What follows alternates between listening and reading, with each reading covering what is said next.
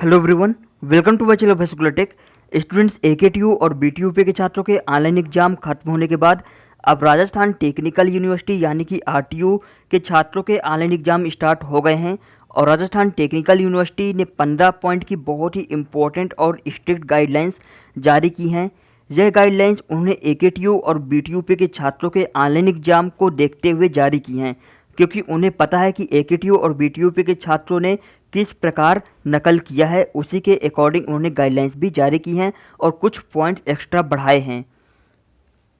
तो बहुत से छात्रों को कुछ पॉइंट्स पे डाउट है, उनको कुछ पॉइंट बिल्कुल भी समझ नहीं आ रहे हैं, तो वो हमसे इंस्टाग्राम के माध्यम से पूछ रहे हैं। तो मैंने सोचा कि इस पर एक वीडियो अपलोड कर देता हूँ, तो जिन भी छात्रों को कोई भी प्रकार की डाउट है तो उनकी प्रॉब्लम सॉल्व हो जाएगी और उनका डाउट क्लियर हो जाएगा।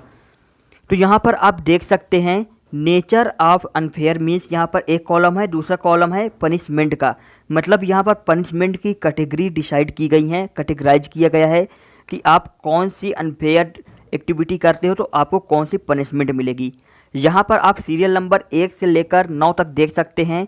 अगर आप 1 से लेकर 9 में कोई भी एक्टिविटी करते हैं, अनफेयर एक्टिविटी करते हैं, तो आपको एक ही पनिशमेंट मिलेगी। सेम यहाँ पर पनिशमेंट लिखी गई है, strict warning to the candidate through chat box. Chat box के माध्यम से उम्मीदवार को सख्त चेतावनी दी जाएगी, जो प्रॉक्टर की तरफ से दी जाएगी। इसमें आपको ज़्यादा प्रॉब्लम नहीं होगी, तो इसमें कोई घबराने वाली बात नहीं है। सबसे पहले मैं आपको नेचर ऑफ अनफेयर मीन्स बता देता हूँ। पहला नंबर है dress code is not proper, छात्र का उचित परिधान में ना होना। इसका मतलब ये है कि अगर आप हाफ टी शर्ट में बैठते हैं, बनियान में बैठते हैं, तो आपको प्रॉक्टर की तरफ से एक सख्त चेतावनी दी जाएगी। आपको एक फॉर्मल ड्रेस में ही एग्ज़ाम देना है। आप कोई भी फुल शर्ट पहन सकते हैं। इसके बाद सीरियल नंबर 2 है unidentified face not showing the face in front of camera. कैमरे के सामने अज्ञात चेहरा न दिखाई देना, यानी कि आपका चेहरा अगर क्लियरली विजुअल नहीं हो रहा है या फिर किसी दूसरे व्यक्ति का चेहरा कैमरे पे आ रहा है, तो आपको प्रॉक्टर की तरफ से सख्त चेतावनी दी जाएगी। तीसरे नंबर पे है माइक्रोफोन इज म्यूटेड और लो वॉल्यूम। इसका एकेटीयू और बीटीयूपी के छात्रों ने बहुत यूज किया है, यूज करके नकल किया है। तो इसीलिए आरटीयू ने इस गाइडलाइंस को इस पे रखा हुआ है कि माइक्रोफोन का मूक या कम आवाज़ में होने पर भी आपको प्रॉक्टर की तरफ से पनिशमेंट दी जाएगी। चौथा पॉइंट है प्रश्नों को तेज आवाज़ में बेअदब तरीके से पढ़ना। अगर आप के लिप्स मूवमेंट कर रहे हैं, आप क्वेश्चन को रीड कर रहे हैं, तो भी आपको प्रॉक्टर की तरफ से एक सख्त चेतावनी मिलेगी। पांचवा पॉइंट है often changing focus away from screen, बार बार आपके ध्यान को स्क्रीन से दूर ले जाना। यदि आप बार बार अगल बगल नीचे ऊपर देखते हैं तो भी आपको प्रॉक्टर की तरफ से सख्त चेतावनी दी जाएगी। इसके बाद जो 6 पॉइंट है student using earphone during the examination, छात्र का परीक्षा के दौरान ईयरफोन का प्रयोग करना। अगर छात्र ईयरफोन का प्रयोग करता है तो भी सख्त चेतावनी प्रॉक्टर की तरफ से दी जाएगी। इसमें मतलब यह है कि अगर प्रॉक्टर देखता है कि आप ईयरफोन कान पे लगाए हुए हैं तो वो आसानी से आइडेंटिफाई कर पाएगा और आपको सख्त चेतावनी मिलेगी। 7वां पॉइंट है irrelevant unwanted comments in the chat box, chat box में असंगत अवांछित टिप्पणी करना। अगर आप चैट बॉक्स में कोई बेमतलब की बात बोलते हैं जिसका आपके टॉपिक से कोई मतलब नहीं होता है, तो भी आपको प्रॉक्टर की तरफ से सख्त चेतावनी दी जाएगी। 8वां पॉइंट है students speaking the someone on mobile phone to get answers, छात्र का किसी व्यक्ति से मोबाइल फ़ोन पर प्रश्नों के उत्तर जानने हेतु बात करना। अगर ऐसा आइडेंटिफाई प्रॉक्टर करता है तो भी आपको प्रॉक्टर की तरफ से सख्त चेतावनी दी जाएगी। अब बात करते हैं लास्ट और 9वें की। 9th पॉइंट है navigate on other site opening of other window on same browser opening of other browser. Navigate मतलब होता है कि अगर आप किसी दूसरे टैब को ऑन करते हैं, अपने लैपटॉप अपने डिवाइस में किसी दूसरे वेबसाइट को ओपन करते हैं, किसी दूसरे विंडो को ओपन करते हैं, किसी दूसरे ब्राउज़र को ओपन करते हैं, तो भी आपको प्रॉक्टर की तरफ से सख्त वार्निंग मिलेगी। साथ ही आर्टिफिशियल इंटेलिजेंस की तरफ से भी आपको वार्निंग मिलेगी। प्रॉक्टर को कैसे पता चलेगा कि आपने दूसरा टैब ऑन किया है, क्योंकि वह आपको ऑफ स्क्रीन भी देख सकता है और ऑन स्क्रीन भी देख सकता है कि आप डिवाइस के अंदर क्या कर रहे हैं। ये दोनों ऑप्शन उसके पास अवेलेबल होते हैं।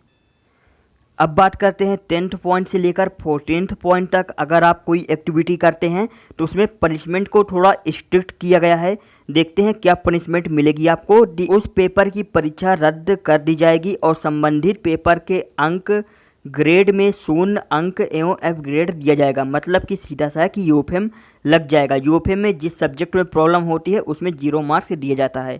तो देखिए 10th पॉइंट क्या है। Student referring to external source such as person seated near the student using books web resources or any other materials or means to retrieve answer. छात्र द्वारा बाहरी स्रोतों जैसे कि छात्र के पास बैठे व्यक्ति किताबें, वेब संसाधनों या किसी अन्य सामग्री या उत्तर को पुनः प्राप्त करने के साधनों का उपयोग करते हुए। अगर आप ऐसा करते हैं, आपके पास कोई आपका फ्रेंड बैठा है, कोई मटेरियल रखा है चीटिंग मटेरियल, और प्रॉक्टर उसे आइडेंटिफाई कर लेता है, तो आपको उसमें 0 मार्क्स दे दिए जाएंगे, यूएफएम लग जाएगा। 11 पॉइंट में क्या है। More than on face seen in the video for helping the students. Video में छात्र की मदद करते दिखे एक से बढ़कर एक चेहरे।